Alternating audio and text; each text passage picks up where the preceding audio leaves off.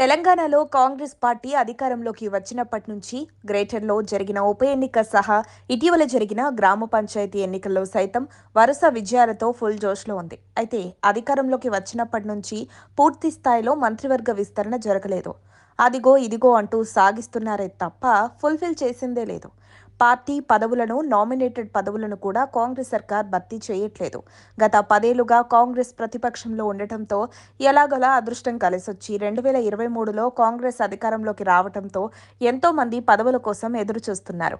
అయితే ఇటీవల గ్రామాన పల్లెపోరు ముగిసిందే.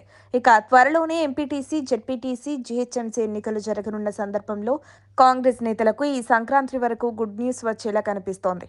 పార్టీలో 4 వర్కింగ్ ప్రెసిడెంట్లు, ప్రచార కమిటీ చైర్మన్, కోశాధికార చైర్మన్ పదవులను భర్తీ చేయబోతున్నారు. ప్రచార కమిటీ చైర్మన్ పదవికి మాజీ ఎమ్మెల్యే జగ్గారెడ్డి పేరు కీలకంగా వినిపిస్తోంది. ఇక వర్కింగ్ ప్రెసిడెంట్లను ఓసీ, మైనారిటీ, ఎస్సీ, ఎస్టీ వర్గాల నేతలు ఉండబోతున్నట్టు తెలుస్తోంది. ఓసీలో చామల కిరణ్ కుమార్ రెడ్డి, రోహిణి రెడ్డి, నాయని రాజేందర్ రెడ్డి, మైనార్టీలో ఫిరోజ్ ఖాన్, అస్మద్ మధ్య ప్రధానంగా పోటీ కనిపిస్తోంది. కాంగ్రెస్ లో ఈ పదవులపై చాలా పోటీ కనిపిస్తోంది. ఎందుకంటే చాలా ఏళ్లుగా పదవులు లేక ఎదురు చూస్తున్న సీనియర్లు, యువ నేతలు ఎంతో మంది ఉన్నారు. కోశాధికార చైర్మన్ పదవికి కూడా ఇప్పుడు డిమాండ్ ఎక్కువే ఉన్నట్లు సమాచారం. మంత్రి పదవులు ఆశించి నిరాశకు గురైన ఎమ్మెల్యేలు, సీనియర్ నేతలు ఈ పదవులపై ఆశలు పెంచుకుంటున్నారు. ఈ క్రమంలోనే వారంతా నాయకత్వం వద్ద గట్టిగా ప్రయత్నిస్తున్నారని కాంగ్రెస్ వర్గాల్లో వినిపిస్తోంది. అందులో అవకాశం వస్తుందో రాదో అనే అనుమానాలతో ప్రస్తుత ఎమ్మెల్యేలు ఈ పదవుల కోసం ప్రయత్నాలు మొదలు పెడుతున్నారు. ఇప్పటికే CM Revanth Reddy, TPCC chief Mahesh గౌడ్తో దీనిపై చర్చలు కూడా జరిపినట్టు తెలుస్తోంది.